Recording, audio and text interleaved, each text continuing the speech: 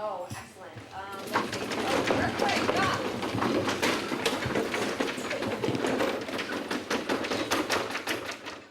Your school has just experienced an earthquake. You are a member of your school's search and rescue team. Do you know what to do? Hi, I'm Jill Barnes, and just like you, I'm a classroom teacher in the Los Angeles Unified School District. Today, you'll see how search and rescue teams operate and the methods they use to do their job safely and effectively. Every school in the Los Angeles Unified School District has a Safe School Plan. Volume 2 of that plan is a standardized template for all schools to use as they respond to emergencies.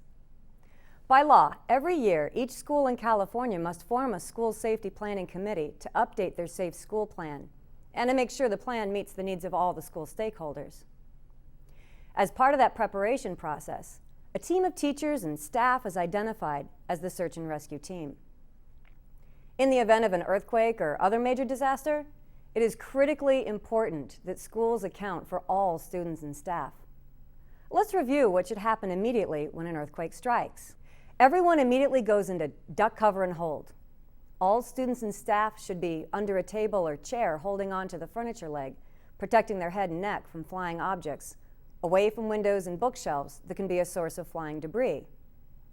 When the shaking stops, everyone does a quick self-evaluation to check for injuries, and the teacher will ask, "Is everyone okay?" Okay, all clear. Back to your desks. Is everyone okay? Is anybody injured? No. On the deck. Okay, we've got everybody. We need to evacuate the building. Emmanuel, get your team lined up behind you. And take your three rows, these 3 rows, we're going to go out and line up. Take your things with you. Injured students are identified and assessed. The teacher will check to see if the exit route to the assembly area is clear and direct students to carefully exit the room and proceed. Injured students who can walk should do so. Okay, listen, all you kids that can walk and need help, come with me to the green tarp. Non-injured students can assist injured students and students with special needs. Students who cannot be moved because of injuries should be told that help will be directed to them immediately. The classroom teacher should always work to do the greatest good for the greatest number of students without endangering anyone. When exiting the classroom, the teacher should leave the door open and unlocked, unless there's a fire near the room, and use whatever marking system the school has in place to show there is someone left in the room. Every teacher should have a buddy teacher who will check on them and a go kit of personal emergency supplies. When the teacher and students arrive at the assembly area, the students should go to the designated place on the field. Any injured students should be taken to the first aid station, and the teacher must report the status of all students to the assembly area command post. Once the teacher accounts for all students and has delivered them safely to the assembly area, then he or she can turn responsibility of the class over to a colleague and begin the assignment on the search and rescue team. The Safe School Plan directs schools to organize their response to an emergency by using the Standardized Emergency Management System. SEMS is the management system for emergencies used by police and fire departments. It stipulates that one person, the incident commander, will be in charge of the emergency response.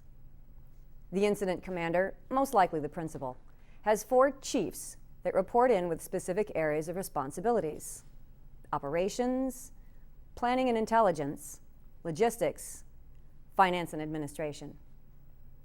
The search and rescue teams fall under the authority of the operations chief. The teams take their direction from the operations chief and report back to that same person. Operation will relay any information to the incident commander. The search and rescue team has tools in the emergency bin that they can use to open doors and windows. These tools are simple hand tools that do not require special skills. Some of them are a pry bar, a sledgehammer, a bolt cutter, a handsaw, pliers, screwdrivers, markers, chalk, and most importantly, protective gear: helmets, gloves, and goggles. Every team has an even number of members because for every team member that enters a doorway, there must always be another team member stationed outside for safety and rescue. Each team also has a leader who's in charge of team safety and radio communications to the operations chief. Team safety is the guiding principle behind all activities. Some will wait at the door while others search the room. Remember to keep your right shoulder to the wall so that you will complete a full search and always end up back at the same door you came in. Keeping the same shoulder next to the wall and always going in the same direction allows you to be able to do a complete search of the whole room without becoming lost or disoriented by debris or darkness. Search and rescue team members should always be on the lookout for hazards. As you go into each building on campus, you must make sure that it is safe for you to enter. Do not enter buildings that have extreme damage and may not be structurally complete. Also, be on the alert for live electrical lines, pipes leaking gas or water, spilled chemicals, or anything else that could injure team members.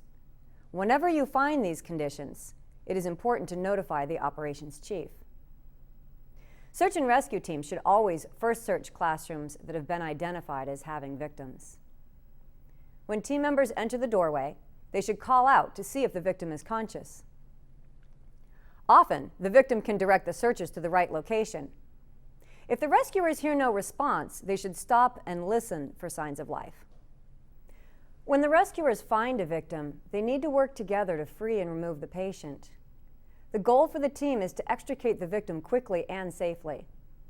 One member can lift or pry away debris while another moves the victim to safety. If more help is needed, the team leader can call for another search and rescue team to assist. Once the victim is freed, the team members can move the patient to the first aid station.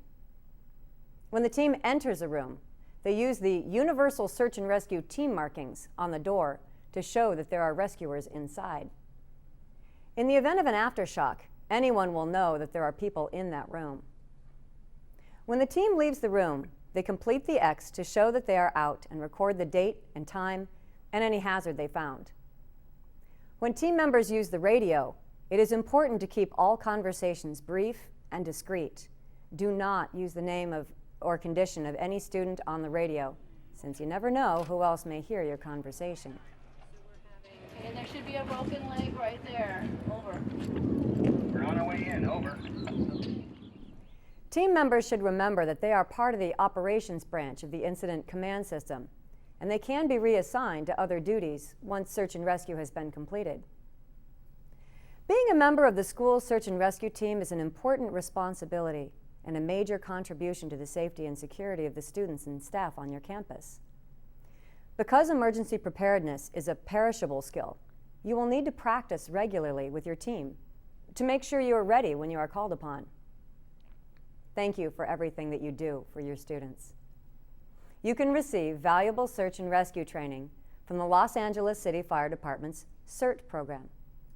CERT stands for Community Emergency Response Training, and it's a free 16-hour class that teaches you about disaster preparedness. Any teacher that takes the CERT class can apply for salary point credit. For more information, you can check the CERT website. Most importantly, please make sure your family is ready, prepared, and equipped for an emergency. It'll be easier for you to do your job as a disaster service worker if you know that your family has everything it needs to get through an emergency. For advice on emergency supplies for your family, go to the Red Cross website. You can order search and rescue supplies for your school from the district warehouse. Order district commodity code 345-32-48278. If you want to learn more about the incident command system, you can take a short online class from FEMA. Just go to the website training.fema.gov and look for the Incident Command System for Schools class. For additional assistance, call Bob Spears at 213-241-3889. For additional information, please go to www.lausd-oehs.org. I'm Jill Barnes. Thank you for paying close attention to this video.